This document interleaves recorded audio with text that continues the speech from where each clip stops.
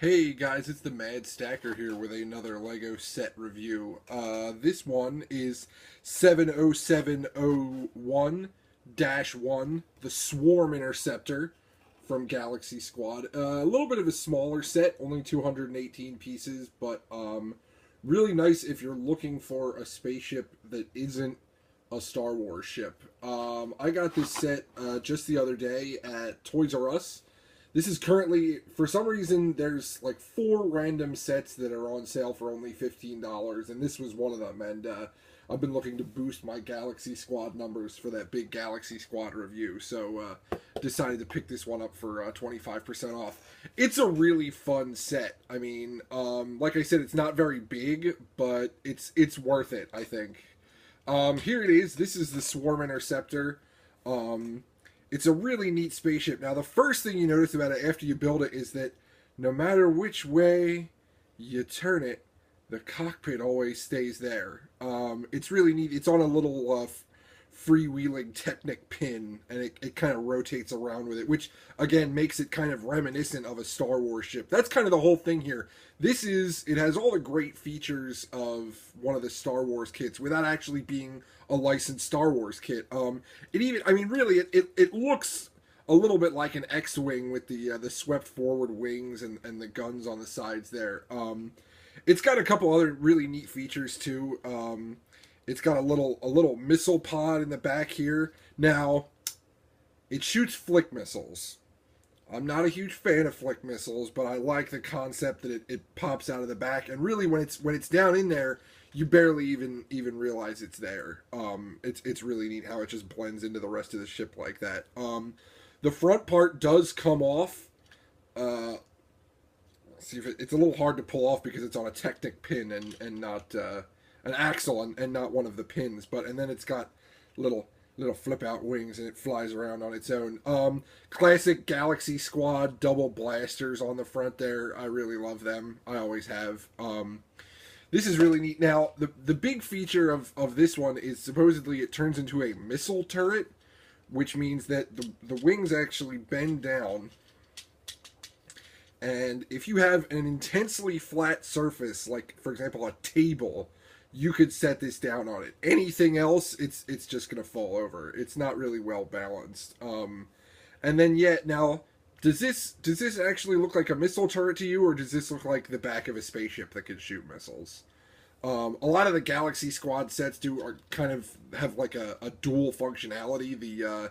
All the good guy sets are 2 things that can split apart or something like that. This one, I don't really think pulled that off very well. The one bonus to this, I do think, is when you put the ship on the front of it and you have the whole thing together, it does look really neat if you do bend the wings down a little bit. It looks, I think, even more like, maybe like some kind of Star Wars vehicle. The decals on this one, there were a few more of them than I thought. But they do look really good when applied correctly, with the Galaxy Squad logo all over it. The set did come with a bug. It came with a little, I call it the Skeeter Scooter. He's a Skeeter on a scooter. This is a fun little kind of poly-size thing. It's got little telescope guns on the front of it. It does come with one of the little mosquito guys. Like I said, as the same as with the Warp Stinger, which, if you saw that review, he's kind of funny looking. He's got a big nose. I did think this was funny that the steering column is actually just a jackhammer that you shove into a RoboForce arm. That's neat. And the transparent green kind of cockpit piece wings there that I think I may use for something else in the future. But this is really fun. So overall, Swarm Interceptor, if you can still find it on sale at Toys R Us, I recommend it. It's really neat. One of the Blue Team Galaxy Squad sets. Pros and cons. I mean, pros, it looks really neat. It's cheap now, so that's good if you want another spaceship.